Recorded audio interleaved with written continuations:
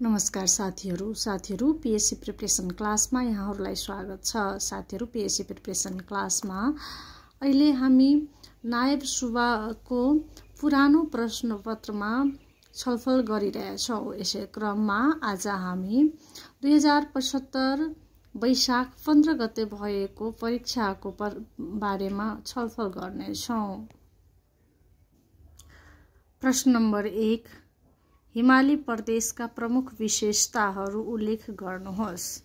हिमाली प्रदेश पहाडबाट उपल्लोतिर उच्च भूबनोट र उबड-खाबडले सजिँदै अनि विश्वकै सर्वोच्च शिर सगरमाथा मार्फत नेपाली पहिचान र शानलाई विश्वसामु उद्घोष गर्ने तथा नेपालको गरिमालाई उच्च बनाउने क्षेत्र नै हिमाली प्रदेश हो। हिमाली प्रदेशको विशेषताहरू नेपालको सबैभन्दा उत्तरी क्षेत्रमा अवस्थित छ।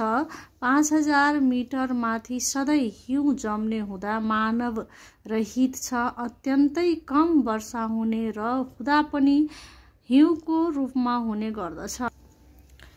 यहाँको मुख्य पेशा कृषि नै रहे पनि व्यापार र पर्यटनतर्फ केन्द्रित हुँदै गएको छ। शेर्पा, थकाली, भोटे जस्ता जात-जातिको मूल बसोबास रहेको छ। 2078 को जनगणना अनुसार यहाँ कुल जनसङ्ख्याको 6.09% मानिसहरू बसोबास गर्दछन्। यस क्षेत्रको लैङ्गिक अनुपात 97.47 जना रहेको छ। यस प्रदेशमा नेपालका 21 वटा जिल्लाहरू रहेको छ। भूबनोटका दृष्टिकोणले सीमान्त क्षेत्र, भित्री हिमाल तथा मुख्य हिमाल क्षेत्रमा विभाजन गर्न सकिन्छ। प्रश्न नम्बर 2, नेपालको जल सम्पदाको बहुआयामिक उपयोग कसरी गर्न सकिन्छ? नेपालमा उपलब्ध जल सम्पदाको बहुआयामिक उपभोगबाट नेपाली जनता जलविद्युत, सिँचाइ, खानेपानी, जल यातायात तथा जल मनोरञ्जन सम्बन्धी आवश्यकता पूर्ति गर्न एकीकृत जल सम्पदा व्यवस्थापनको सिद्धान्तलाई अनुसरण गर्नुपर्ने आवश्यक देखिन्छ।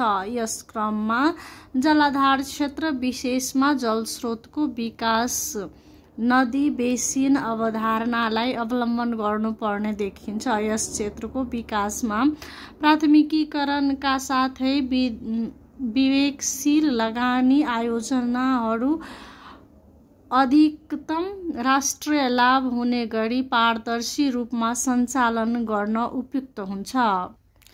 जल उपयोग र जलाधार संरक्षणको कार्यक्रमलाई सँगसँगै अघि बढाए र जलस्रोतको दिगो उपयोगलाई सुरक्षित पार्न समेत यस क्षेत्रमा विशेष काम गर्नुपर्ने आवश्यकता छ। जलस्रोतको उपयोगबाट हुने लाभलाई स्थानीय, क्षेत्रीय, प्रादेशिक र राष्ट्रिय तहमा न्यायोचित रूपमा वितरण हुने व्यवस्था मिलाउनु जरुरी हुन्छ।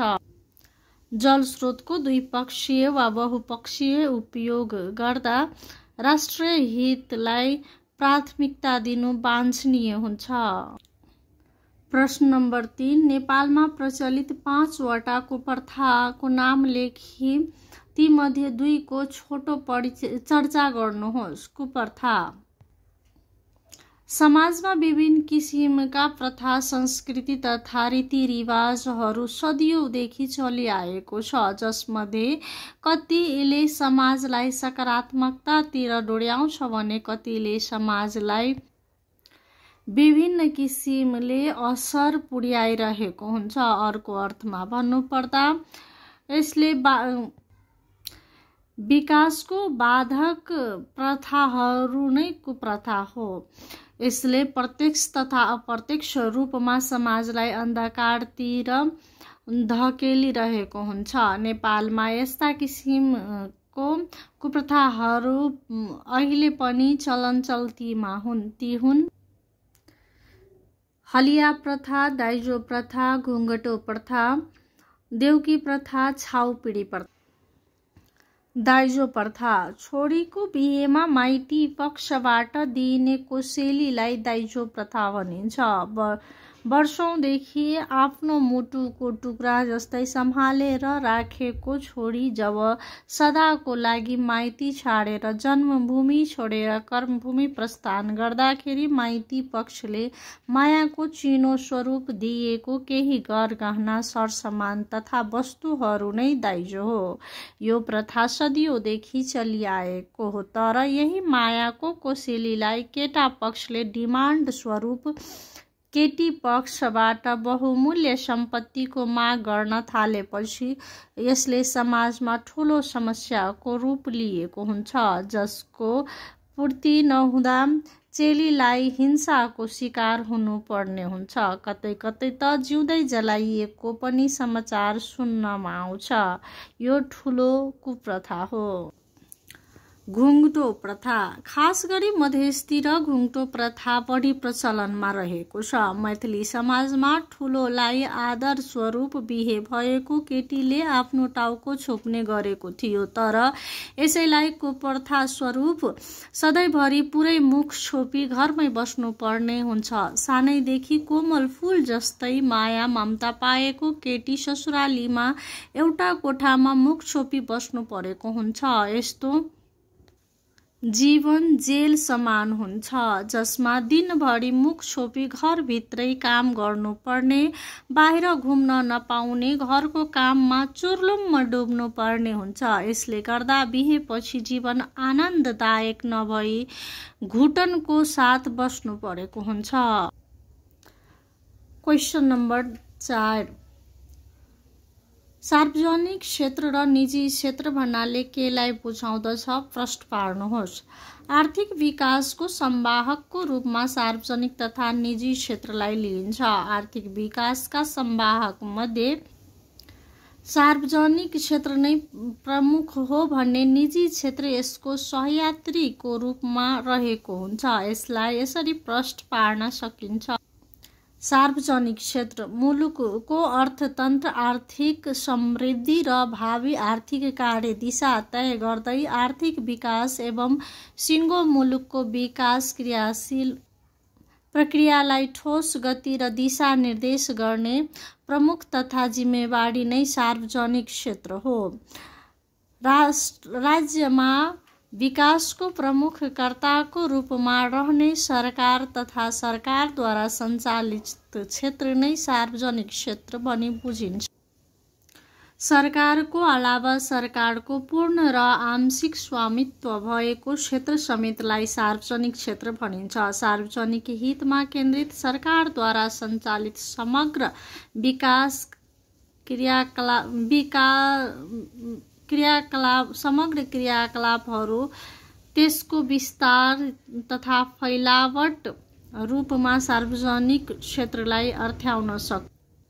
सार्वजनिक क्षेत्र भन्नु नै सरकारी क्षेत्र भएकाले आर्थिक विकासका सन्दर्भमा यसको मुख्य कार्य भनेकै आर्थिक समुन्नतिका खातिर सरकारद्वारा सम्पादन गर्नुपर्ने सब कार्य सफल तवरले सम्पन्न गर्नु हो। निजी क्षेत्र सरकारको नीति नियमकै आधारमा स्थापित र आफ्नो संगठनात्मक नीति नियमका आधारमा परिचालित मुलुकको आर्थिक विकासमा टेवा पुर्याउने सरकार बाहेकको क्षेत्रलाई निजी क्षेत्र भनिन्छ।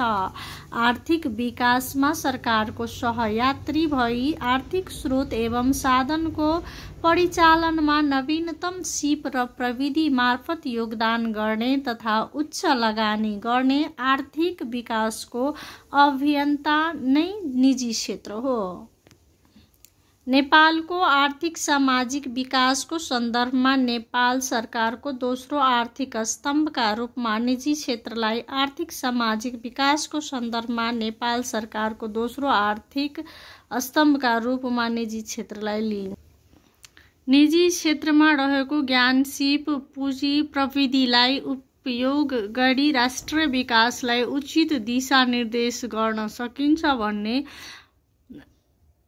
मान्यता बमोजिम निजी क्षेत्रको अवधारणालाई अघि सारिएको हो। निजीकरण ऐन 2050ले निजी क्षेत्र भन्नाले सरकारी क्षेत्र बाहेकका अन्य क्षेत्र सम्झनु पर्दछ भनी परिभाषित गरेको छ। प्रश्न नम्बर 5, चालु आवधिक 15 योजनाका प्रमुख रणनीतिहरू के हुन्? साथीहरू, यसमा चाहिँ चालु आवधिक 14 योजनाको बारेमा सोधेको थियो, तर म चाहिँ 15 योजनाको रणनीतिहरू लेखेको छु। यहाँहरूलाई सहयोग स्वरूप 15 योजनाको रणनीति यस प्रकार रहेको छ। चालु आवधिक योजना 2076 देखि 81 का प्रमुख रणनीतिहरू: दिगो विकास र रोजगारमूलक आर्थिक वृद्धि गर्ने, सुलभ तथा गुणस्तरीय स्वास्थ्य सेवा र शिक्षाको सुनिश्चितता गर्ने, आन्तरिक तथा अन्तर्देशीय अन्तर्आबद्धता एवं दिगो शहर बस्ती विकास गर्ने, उत्पादन र उत्पादकत्व अभिवृद्धि गर्ने, पूर्ण दिगो र उत्पादनशील सामाजिक सुरक्षा तथा संरक्षण प्रदान गर्ने, गरिबी निवारण र आर्थिक सामाजिक समानता सहित न्यायपूर्ण समाज निर्माण गर्ने, प्राकृतिक स्रोतको संरक्षण र परिचालन तथा उत्थानशीलताको विकास गर्ने, संघीय शासन प्रणालीको सुदृढीकरण र सार्वजनिक सेवाको प्रभावकारिता अभिवृद्धि गर्ने। प्रश्न नम्बर 6, जलवायु परिवर्तनका असरहरू न्यूनीकरण गर्न नेपाल सरकारले लिएका नीतिगत व्यवस्थाहरू उल्लेख गर्नुहोस्। जलवायु परिवर्तन कुनै पनि स्थानको दैनिक हावापानी, तापक्रम र वर्षाको अवस्थालाई मौसम भनिन्छ भने त्यस्तो मौसमको लामो समयको औसत अवस्थालाई जलवायु भनिन्छ। जलवायु परिवर्तनका असरहरू न्यूनीकरण गर्न नेपाल सरकारले लिएको जलवायु परिवर्तन नीति 2067 को नीतिगत व्यवस्थाहरू देहाय बमोजिम रहेका कृषि तथा सुरक्षा नीति, वन जैविक विविधता तथा जलाधार संरक्षण नीति, जल स्रोत तथा ऊर्जा नीति, ग्रामीण र शहरी बसोबास नीति, उद्योग यातायात र भौतिक पूर्वाधार, पर्यटन एवं प्राकृतिक सांस्कृतिक सम्पदा नीति, स्वास्थ्य खानेपानी तथा सरसफाई नीति, विपद जोखिम न्यूनीकरण र व्यवस्थापन नीति।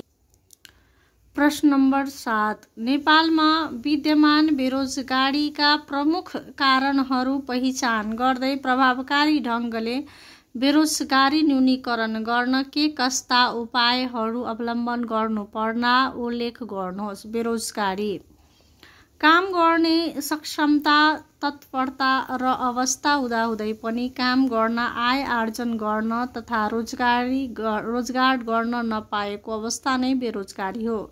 मानिसहरू आमदनी र वेतन सहितको काममा संलग्न भएको अवस्थालाई बेरोजगारी भन्न सकिन्छ। यो रोजगारीको ठिक विपरीत अवस्था हो। नेपालमा बेरोजगारीका प्रमुख कारणहरू: लामो संक्रमणकालीन राजनीतिक अवस्था, अस्थिरता, मन्द र सुस्त आर्थिक गतिविधिहरू, बढ्दो जनसङ्ख्या तथा साँघुरो रोजगारी वृद्धि दर, न्यून औद्योगिक विकास, उद्योग कारखाना र व्यवसाय बन्द हुँदै जानु, शान्ति सुरक्षा एवं लगानी मैत्री वातावरणको अभाव, प्राविधिक तथा व्यावसायिक शिक्षाको अभाव, विश्वविद्यालयहरू शिक्षित बेरोजगार उत्पादन गर्ने कारखाना नै रहनु, दक्ष जनशक्तिको समुचित उपयोगको अभाव एवं प्रतिभा पलायन, बेरोजगारी समस्या न्यूनीकरणका प्रयासहरूको अप्रभावकारिता तथा अपर्याप्तता आदि। बेरोजगारी न्यूनीकरणका उपायहरू। राजनीतिक स्थिरता र सरकारको स्थायित्वमा जोड दिने, आर्थिक गतिविधि तथा क्रियाकलापहरूको द्रुततर बनाउने, फराकिलो रोजगारी सृजनामुखी आर्थिक गतिविधिहरूको सञ्चालन गर्ने, लगानी मैत्री वातावरणको सिर्जना तथा द्रुततर औद्योगिक विकास गर्ने, उचित श्रम अभ्यास तथा सुमधुर औद्योगिक सम्बन्धको विकास गर्ने, कृषिमा वैज्ञानिक पद्धतिको अवलम्बन तथा आधुनिकीकरण गर्ने, शैक्षिक प्रणालीमा सुधार तथा व्यावसायिक एवं प्राविधिक शिक्षाको व्यवस्था गर्ने, बेरोजगारीलाई दक्ष जनशक्तिमा परिणत गर्न, सशक्तिकरणका कार्यक्रमहरू सञ्चालन गर्ने, सबै पेशालाई समान गर्ने परिपाटीको विकास गर्दै बेरोजगारी न्यूनीकरणमा प्रयासहरूमा प्रभावकारिता ल्याउने, समग्रमा क्षमता र रुचि अनुरूपको जीवन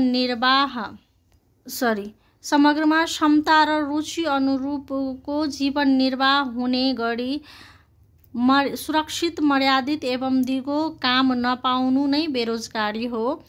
पर्याप्त रोजगारी अवसरको अभावमा बेरोजगारी सिर्जना हुने हुनाले रोजगारी सिर्जना गर्न देश र राष्ट्रलाई समयमै चनाखो हुनुपर्दछ। साथीहरू, आजलाई यति नै। प्रश्नपत्रको अर्को खण्ड अर्को भिडियोमा ल्याउनेछौँ। त्यति बेलासम्म लाइक, कमेन्ट एन्ड सेयर गर्दै गर्नुहोला। धन्यवाद।